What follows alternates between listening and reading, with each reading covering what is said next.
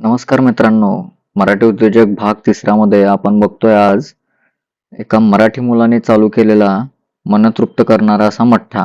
Hotel मॅनेजमेंटचे कॉलेजचे शिक्षण घेत घेत स्वतःचा खर्च आणि कॉलेजचा खर्च निघावा यासाठी त्याने पार्ट टाइम चालू केलेला हा बिझनेस. माझे नाव अनुराग मारुती पाटील आहे.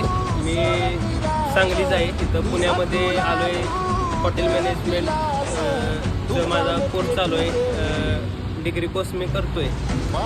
तर हॉटेल मॅनेजमेंट करीत करीत मी एक पार्ट टाईम